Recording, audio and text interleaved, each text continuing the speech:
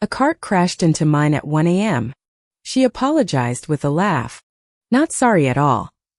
I dropped my basket. She caught my wrist. Do I know you? She whispered. Too close. 3 months later. She left without a note. I found the truth in her sister's photo album. My grandmother's secret changed everything I believed about love. Some collisions are never really accidents.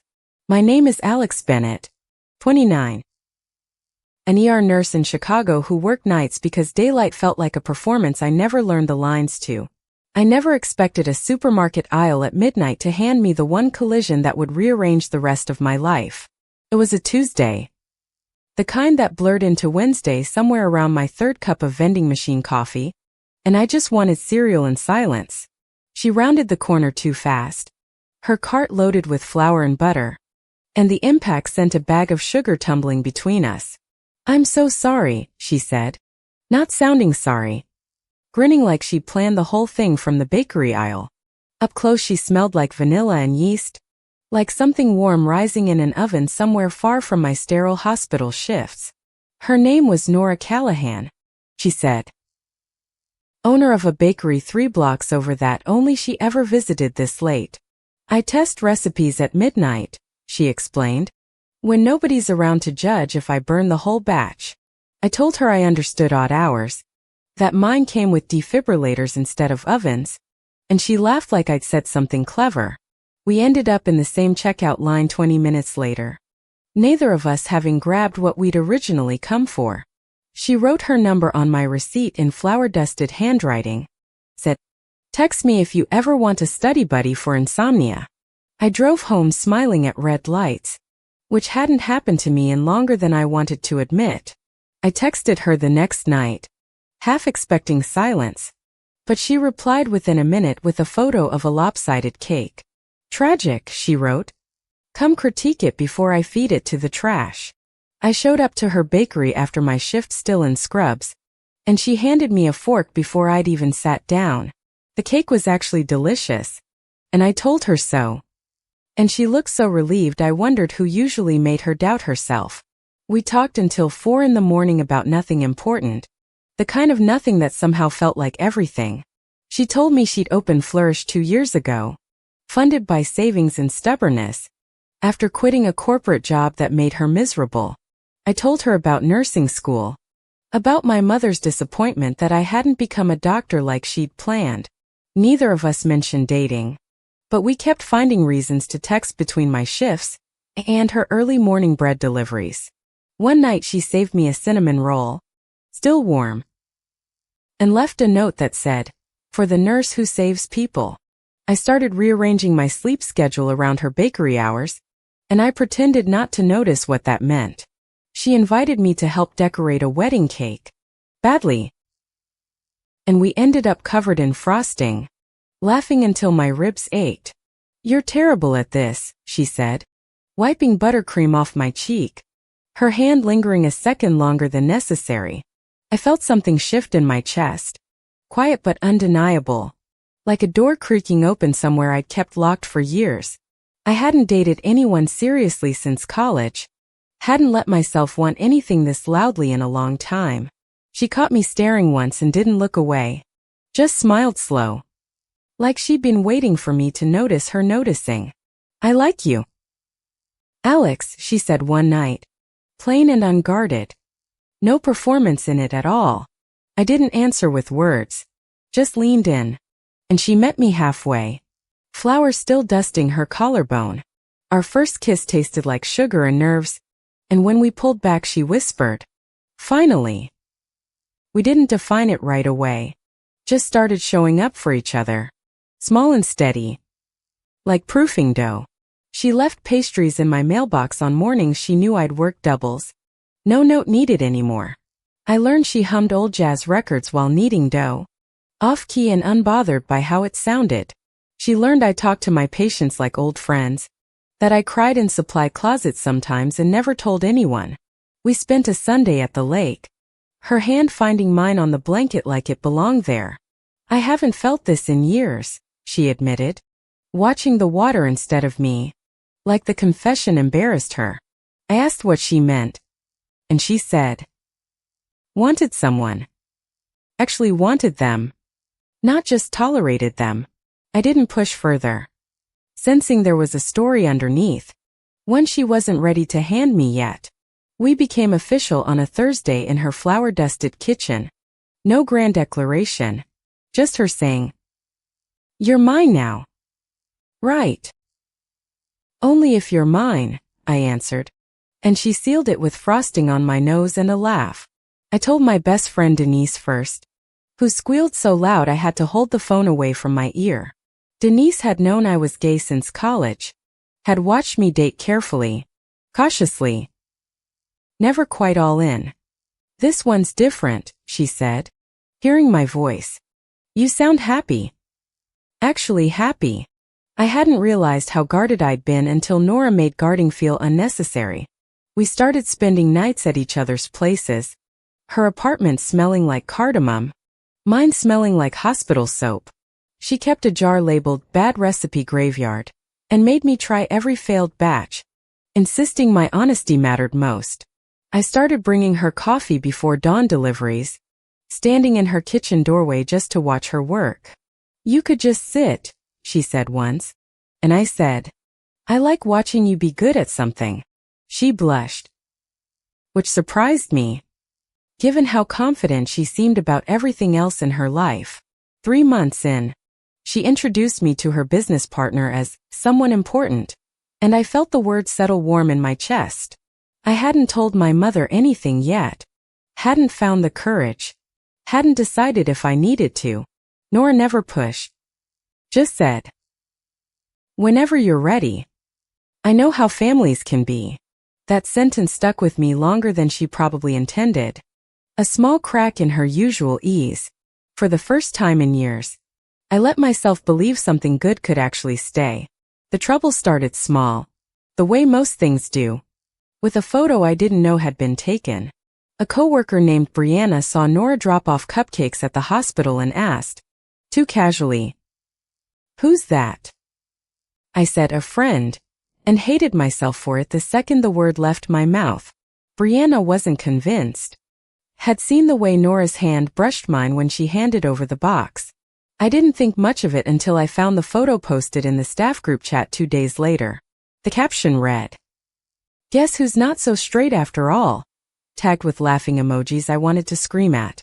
My stomach dropped reading the comments. Some supportive, some cruel. All of them public in a way I never chose. I hadn't told most of my coworkers, hadn't decided who deserved that piece of me and who didn't. Nora found out before I could tell her. Saw the screenshot Denise forwarded in a panic. "You should have told me you weren't out at work," she said, hurt flashing across her face before she could hide it. "It wasn't about you," I said, though even as I said it, I knew that wasn't entirely true. We had our first real fight that night. Quiet but sharp. About privacy and shame and who gets to choose.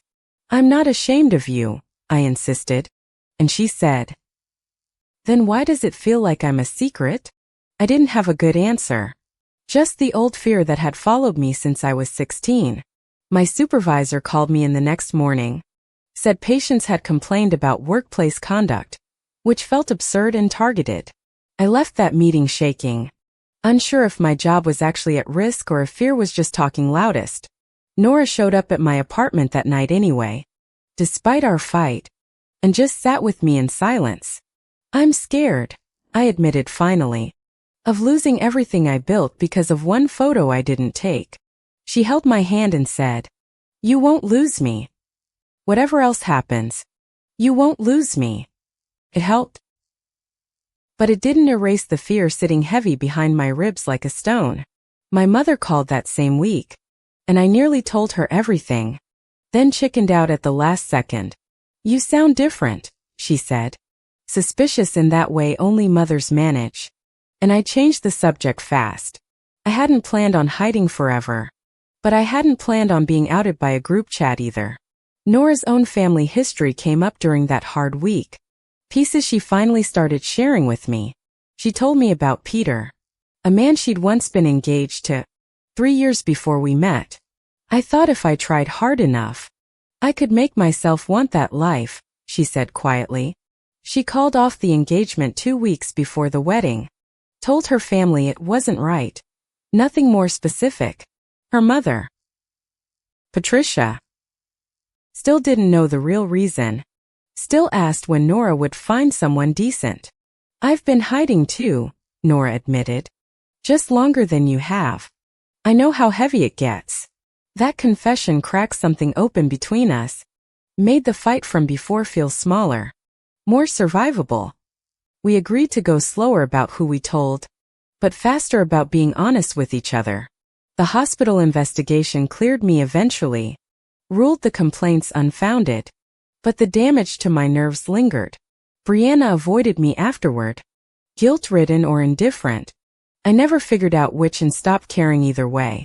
Denise took me out for drinks and said, "You survived the hard part. Now you get to choose your life." I started wondering if hiding from my mother was protecting her or protecting myself from her disappointment. Nora and I spent a weekend away in Michigan. Away from bakeries and hospitals and group chats. "I want to meet your mom eventually," she said on that trip. Careful. Like testing weight on thin ice. "I want you to," I said, surprising myself with how much I meant it. We came back lighter. Like the trip had washed something loose that had been stuck for weeks. But 2 days later, my mother showed up unannounced at my apartment. Keys still working from years ago. Nora's toothbrush sat visibly on my bathroom sink. And my mother's eyes found it immediately. "Alex," she said slowly, "is there something you need to tell me?" I froze in my own doorway.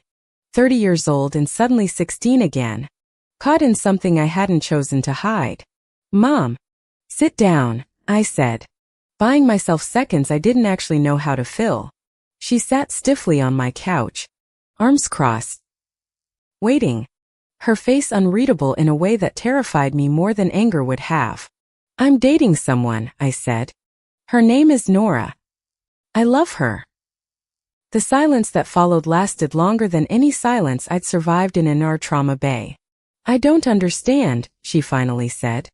"You dated men in college. This is just a phase." "Right." Something in me snapped quietly. Tired of a decade of half-truths dressed up as kindness. It was never a phase. "Mom." I was just scared of exactly this conversation. She stood up, said she needed air, and left without hugging me, without saying anything else. Called Nora after, voice shaking. And she drove over immediately. No hesitation in her. "This isn't the end," she said, holding me while I cried into her shoulder. "Give her time." My mother didn't call for 6 days. The longest silence between us since my father's funeral. When she finally called, her voice was flat. "I need to think. I need to process this." I told Nora I understood if she wanted distance from my family's mess. And she looked hurt I'd even suggested it. "I'm not going anywhere," she said. "I told you. Whatever else happens." Meanwhile, Nora's own mother invited us both to a family dinner, unaware of what she was really inviting. "She thinks you're just my friend," Nora warned me. I haven't told her either. I'm not ready. The dinner was tense in ways only Nora and I understood. Her mother asking pointed questions about when you'll settle down. I watched Nora deflect every question with practiced ease, and it broke something in me to witness. Afterward in the car, she cried for the first time since I'd known her. Quiet and exhausted. "I'm so tired of performing," she said. "I don't know how to stop without losing everyone." I held her hand and said nothing, because I understood exactly that exhaustion in my bones. We were both hiding pieces of ourselves from the people who were supposed to love us unconditionally. A week later, my grandmother Eleanor called, said she'd heard from my mother and wanted to talk. I braced for another difficult conversation, but her voice was gentle, almost knowing. In a way that surprised me. "Come see me Sunday," she said. "Bring your girl. I want to meet her properly." I hadn't expected support from the family member I assumed would understand least, given her age and generation. Nora and I drove out to Eleanor's house nervous, unsure what kind of reception waited for us. Eleanor answered the door, looked at our joined hands, and simply said, "Well, it's about time someone was honest around here." We sat in her kitchen, and she poured tea with hands that trembled slightly from age, not nerves. "Your mother will come around," Eleanor said. "She's stubborn, like her father was. But she loves you." I asked how she could be so certain, so calm, when even I doubted my mother's reaction. Eleanor looked at Nora for a long moment, then back at me, something unreadable crossing her face. "Because I understand more than you think I do," she said quietly, and changed the subject too fast. I filed that away. Strange and unexplained. A loose thread I didn't yet know how to pull. At work, things slowly steadied, the group chat scandal fading into old news nobody mentioned anymore. Nora's bakery got written up in a local magazine, business booming enough that she considered a second location. "I might need a business partner," she joked one night. "Someone reliable, good with people, terrible with frosting." I laughed. But some part of me wondered what a future actually built together might look like. My mother finally texted, short and stiff, "Can we get coffee? Just us?" I said yes immediately. Hope and dread tangled together in my chest as I typed the reply. I didn't know it yet, but that coffee would change everything I thought I understood about my family. My mother chose a quiet diner, the same one we'd gone to after my father's funeral years ago. She looked smaller somehow, older, like the week apart had worn something down in her. "I talked to your grandmother," she said carefully. "She told me something I didn't know." My stomach tightened, remembering Eleanor's strange, unfinished sentence from that Sunday afternoon. "There was a woman," my mother said slowly, "before your grandfather. Someone named Ruth. In the 60s. I sat frozen, coffee cooling in my hands, waiting for the rest of a story I'd never heard. "They were together nearly 2 years, my mother continued, until Ruth's family sent her away to fix her. My grandmother had kept letters, dozens of them, hidden in a box my mother found while cleaning the attic. She married Grandpa because she thought she had no other choice," my mother said, voice cracking slightly. I thought about Eleanor's calm certainty at her kitchen table, and finally understood where it came from. "She spent 60 years watching people like her get hidden away," my mother said. "She didn't want that for you." Something shifted permanently in me. Learning my family's history held more truth than I'd ever imagined.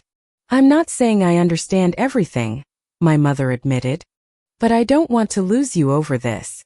I reached across the table and held her hand, both of us crying quietly in a diner booth. "I love her." "Mom," I said again, steadier this time, "I need you to at least try." "I will," she said. "I promise I will. Just be patient with me." I left that coffee lighter than I'd felt in months, like a weight I'd carried since 16 had shifted. I told Nora everything in the car outside her bakery, and she cried hearing about Eleanor and Ruth. "Your grandmother is a badass," she said, laughing through tears, and I couldn't disagree with that. That same week, a hospital in Denver offered me a promotion, a leadership role I'd quietly applied for months earlier. It meant more money, more stability, and leaving Chicago, leaving Nora, leaving the life we just started building. I didn't tell her right away, unsure how to hold both my ambition and this fragile new love. She found the offer letter by accident, left carelessly on my kitchen counter one evening. "When were you going to tell me?" she asked, hurt flashing across her face again, familiar and painful. "I don't know if I'm even taking it," I said, though we both knew that wasn't entirely honest. "You should take it if it's what you want," she said, voice tight. "I won't hold you back." "That's not what I want either," I said, frustrated at my own inability to choose clearly. We argued about futures neither of us had planned for, careers versus love, Ambition versus staying. I finally have something real, I admitted. And I'm terrified of ruining it by wanting too much. Wanting things isn't ruining anything, she said. Softer now. But you have to decide what you actually want. I spent 3 sleepless nights turning the decision over, weighing promotion against the life we'd built together. I thought about Eleanor, about Ruth, about 60 years of a love that never got its full chance. I called the Denver hospital and declined the offer. Choosing Chicago. Choosing Nora. Choosing the life already in front of me. Nora cried when I told her. Said, "You didn't have to do that for me." And I said, "I didn't. I did it for us." Thanksgiving arrived faster than I expected. My mother insisting Nora come. No more hiding required. Eleanor sat at the head of the table, watching Nora and me with quiet, satisfied approval. Ruth would have liked her, Eleanor said to me privately in the kitchen, squeezing my hand. It was the first time she'd said Ruth's name aloud to me.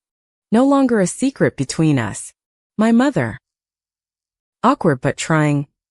Asked Nora genuine questions about the bakery, about her plans, about her family.